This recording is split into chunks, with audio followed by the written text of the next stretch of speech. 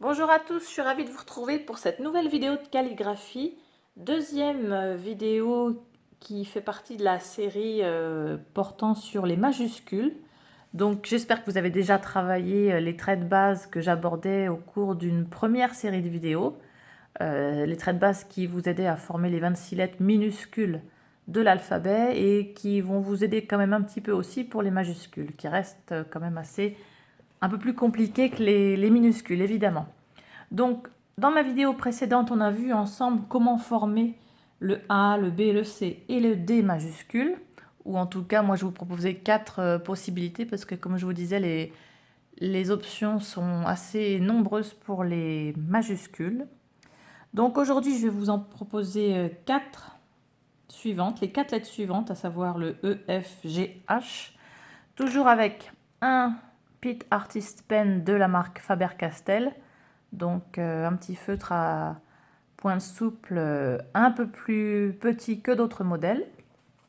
Donc de la taille, moi je trouve que c'est parfait pour s'entraîner, notamment avec ces majuscules.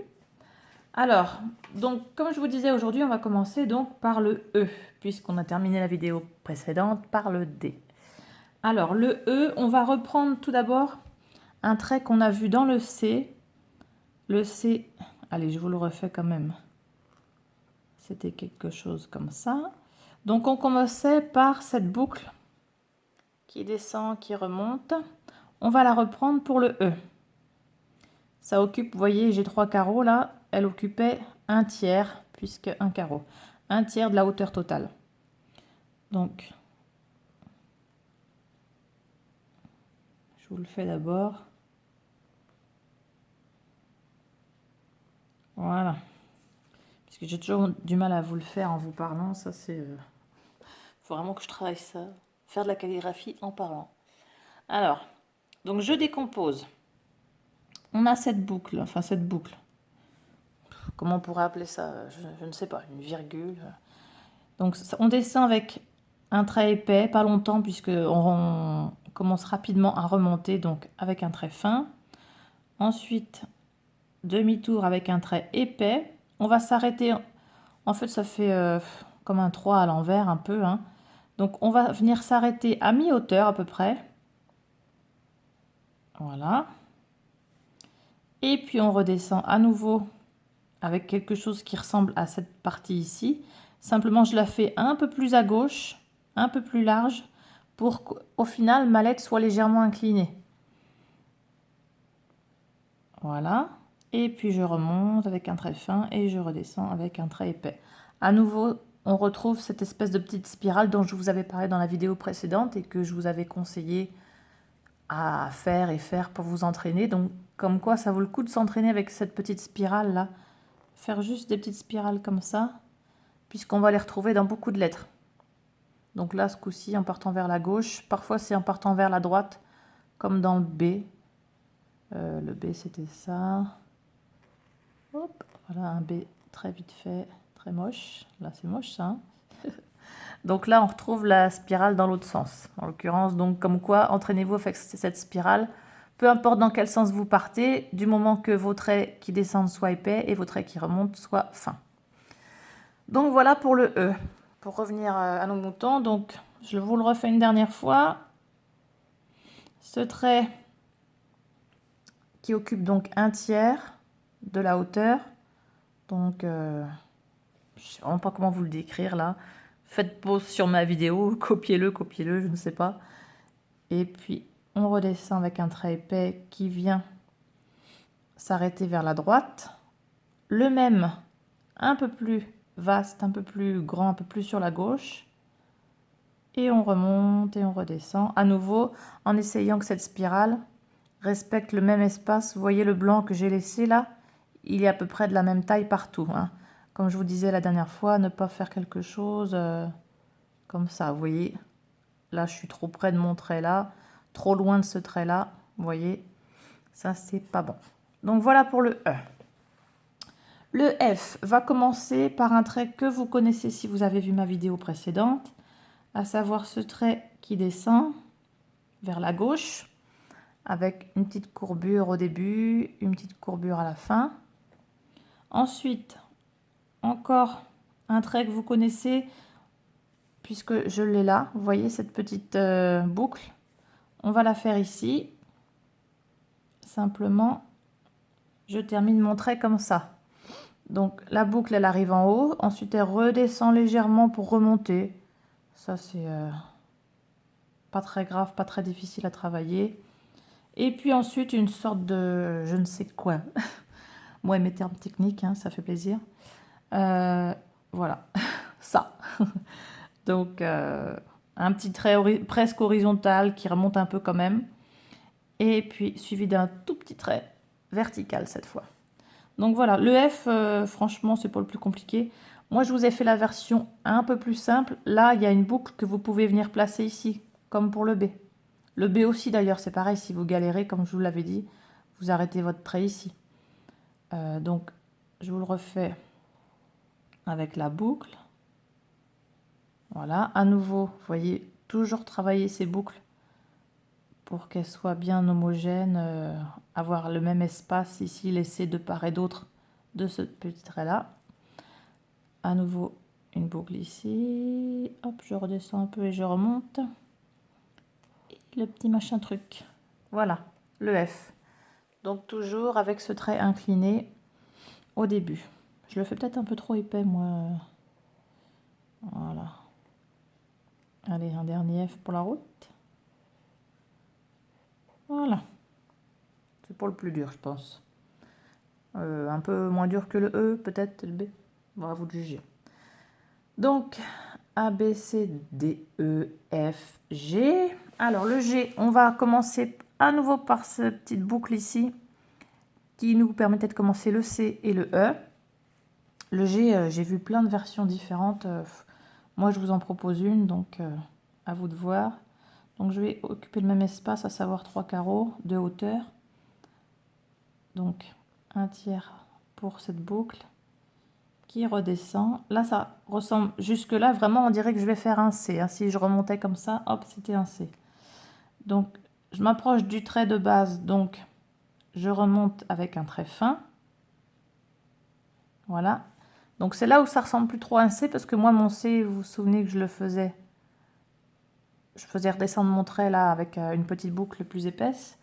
Et donc là, en fait, vous allez ajouter ce qu'on a vu ensemble dans ma série des vidéos sur les minuscules, à savoir un J. Finalement, le G majuscule, c'est ça, une sorte de C majuscule plus un J minuscule. Enfin bref, on va pas faire ressembler ça à des maths, il manquerait plus que ça. Donc, je vous le refais.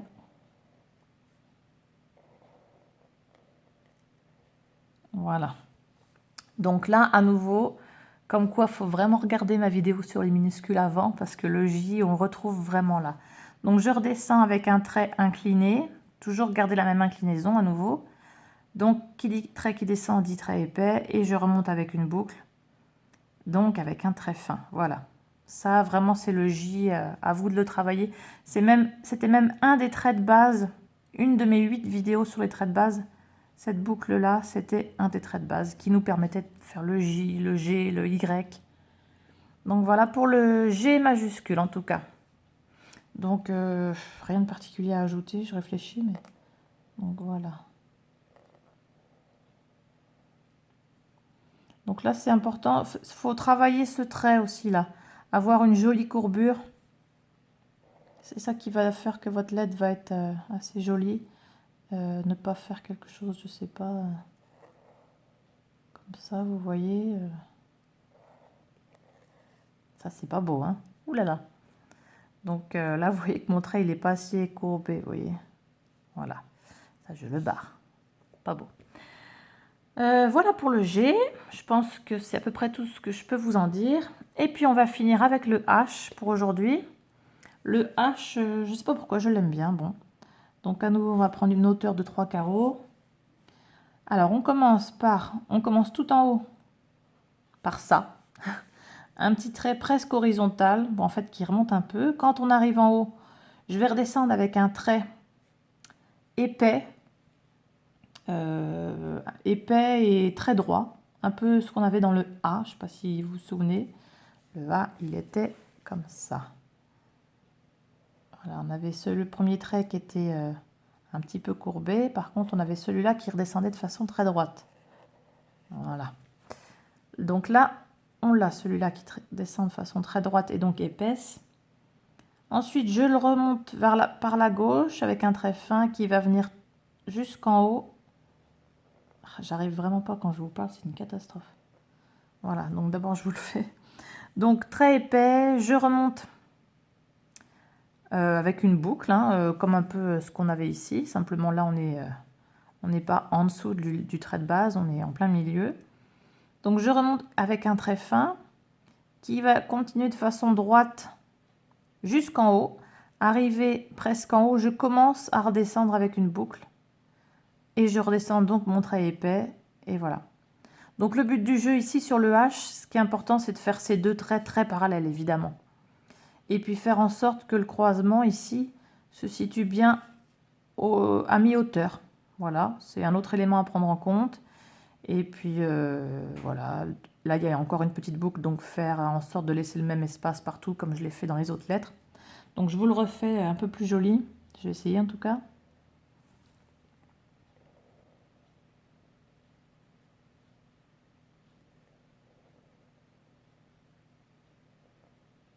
Voilà, quand je me tais c'est mieux. C'est pas la première fois qu'on me le dit. Donc voilà pour le H. Ouais, qu'est-ce que je peux vous en dire d'autre? Là, vous voyez, je pense que mon trait, autocritique, mon trait ici est trop large. Parce que vous voyez que là, quand on garde l'inclinaison qui est apportée par les traits principaux, là, vous voyez, si je faisais des traits imaginaires, là déjà, il faudrait que ça et ça se soient alignés.